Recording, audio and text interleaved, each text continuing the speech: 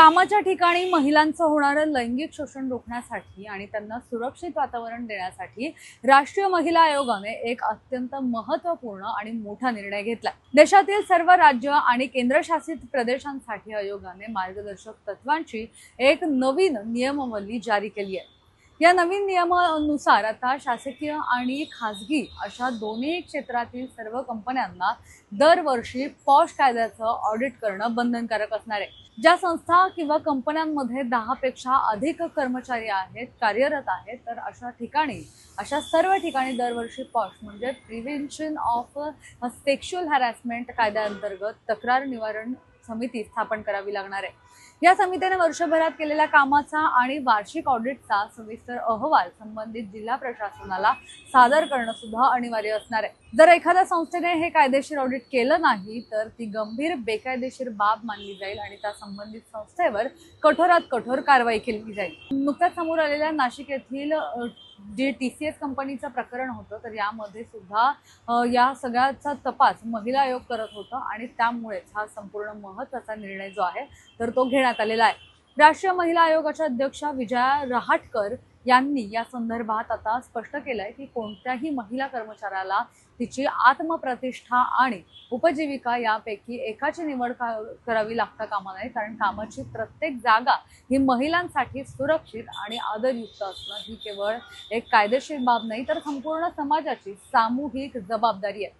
महिला आयोगाच्या या मार्गदर्शक सूचनांमध्ये शिक्षण आणि आरोग्य क्षेत्रांवर विशेष लक्ष केंद्रित करण्यात आले।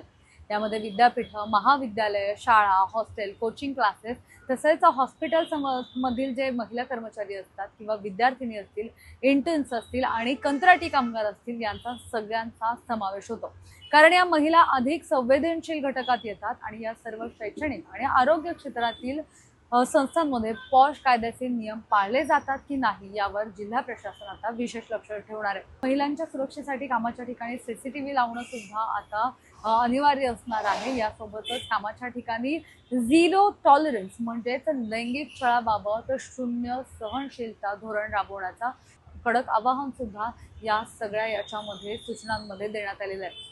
या कायद्याची तळागाळापर्यंत आणि ग्रामीण भागापर्यंत अंमलबजावणी व्हावी किंवा करण्यात यावी यासाठी आता जिल्ह्यात एक जिल्हा अधिकाऱ्यांची विशेष नियुक्ती केली जाणार आहे। जिल्ह्यातील सर्व शासकीय आणि खासगी संस्थांवर देखरेख ठेवण्याची तसंच या कायद्याच्या अंमलबजावणीची थेट जबाबदारी जिल्हाधिकारी आणि वरिष्ठ पोलीस अधीक्षक यांच्यावर सोपवण्यात आली आहे। यामुळे आता स्थानिक पातळीवर कायद्याचं उल्लंघन करणाऱ्यांवर त्वरित कायदेशीर कारवाई करणं शक्य होणार आहे। असंघटित क्षेत्रातील महिलांच्या सुरक्षेसाठी या नियमावलीत विशेष तरतूद करण्यात आली आहे। दुकानांमधील महिला कर्मचारी किंवा ज्या ठिकाणी 10 पेक्षा अधिक किंवा 10 पेक्षा कमी कर्मचारी आहेत अशा असंघटित क्षेत्रातील महिलांच्या तक्रारींसाठी स्थानिक समित्या सक्षम केल्या जातील। या स्थानिक समितींच्या माध्यमातून तालुका आणि प्रभाग पातळीवर काम करण्यासाठी विशेष नोडल अधिकाऱ्यांची सुद्धा नियुक्ती केली जाईल, जेणेकरून कोणत्याही महिलेला तक्रार करणं हे सोपं जाणार आहे। राज्य पातळीवर या संपूर्ण प्रक्रियेवर बारकाईने लक्ष ठेवण्यासाठी आणि पारदर्शकता आणण्यासाठी एका स्वतंत्र पॉश मॉनिटरिंग सेलची स्थापना सुद्धा केली जाणार आहे किंवा डिजिटल डॅशबोर्ड तयार केला जाईल। या डॅशबोर्डच्या माध्यमातून कोणत्या कंपनीने ऑडिट केलंय आणि कोणाचं ऑडिट प्रलंबित आहे या सगळ्याची माहिती गोळा केली जाईल। यासोबतच केंद्र सरकारच्या ऑनलाईन शी बॉक्स म्हणजे लैंगिक छळाविरुद्ध ज्या तक्रारी नोंदवण्याची डिजिटल प्रणाली आहे तर याबाबत सुद्धा सगळे जे कार्य आहे तर ते वाढवण्याच्या सूचना यामध्ये देण्यात आलेल्या आहेत। तक्रारदार महिला, तिला मदत करणारे साक्षीदार किंवा अंतर्गत समितीच्या सदस्यांना कंपनी प्रशासनाकडून कोणत्याही प्रकारचा भेदभाव, त्रास किंवा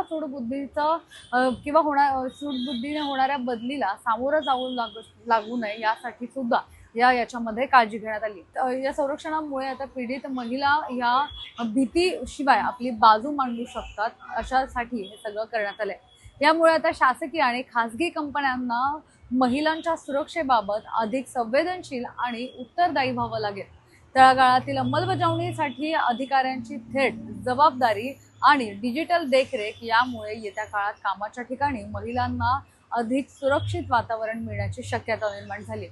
तुम्हाला या कायद्याबद्दल काय वाटतं आणि या नियमाबद्दल नेमकं काय वाटतं आम्हाला कमेंटमध्ये नक्की कळवा आणि अशाच व्हिडिओ पाहण्यासाठी पाहत राहा civic mirror. Camera person Ajay Gangurde सह मी मोना यनपुरे, सिविक मिरर, पुणे।